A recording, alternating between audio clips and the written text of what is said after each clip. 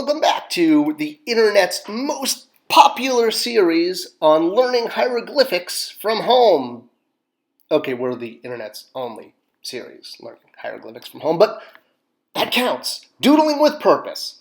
Give yourself a high five. We made it to episode 36. We are almost done with the double consonants, which means the great mysteries of ancient Egypt have almost completely opened up to us. We just have a few more double consonants, and then the triple consonants. And R2-D2 is not a triple consonant. All right, time for review. We're going to go over the 3 glyphs we learned last week before jumping into this week. All right, so we started with the sled, which is kind of a candy cane, and then a shorter candy cane, line, line, line, and a flourish. And there's your sled, Tim, like Tim's sled. Next, we have the pintail duck sitting.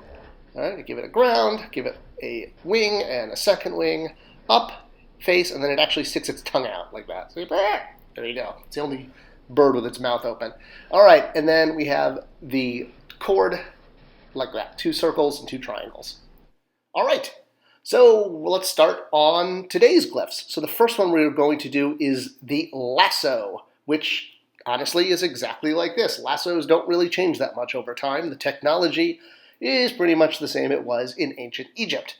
And even though the lasso is a double consonant sound, it tends to get sort of shoved in with the single consonants because it can be interpreted as making an O sound.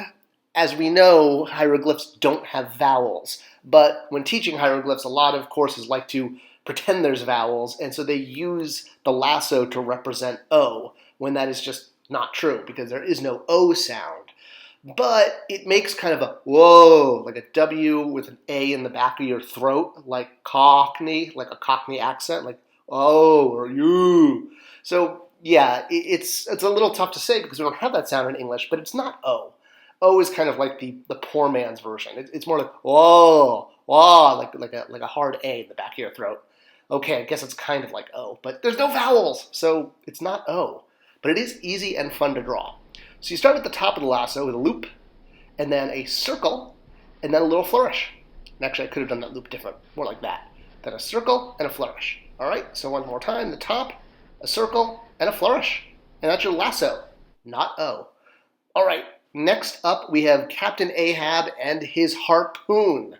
Because in ancient Egypt, Moby Dick was the most popular. Okay, but they did have harpoons. I mean, they may not have had Moby Dick, but they had harpoons, and this is actually an ancient Egyptian harpoon. They also kind of look like this as far as, what's in museums. Belongs in a museum, just like Indiana Jones, right? All right, so we're going to draw a harpoon. It's not that difficult, and it makes the sound wah, W-A. So, like when you're grabbing your head and it hurts, and you're like, wah. Okay, well, either way, however you have to remember it, that's the sound of the harpoon. So it starts off as a rectangle, simple rectangle. Then we're going to give it a tail and a top angle with a circle, 1 line, and down. So rectangle, tail in the back, up, vertical, circle, forward, and down. One more time, rectangle, tail in the back, up in an angle, circle, and down. And there's your harpoon. All right, last up for today, we are going to do the stick, because Egyptians like sticks, and they like to hit each other with sticks. But more so, this is a stick with it's a stick with a rope with a string tied around it, because everybody likes a rock to wind a piece of string around, right? Sigh. I feel like the 4 people who got that joke, good for you. All right, so the rock with a string wrapped around it is like a wajd or wad, sometimes like with a J there, wajd or wad.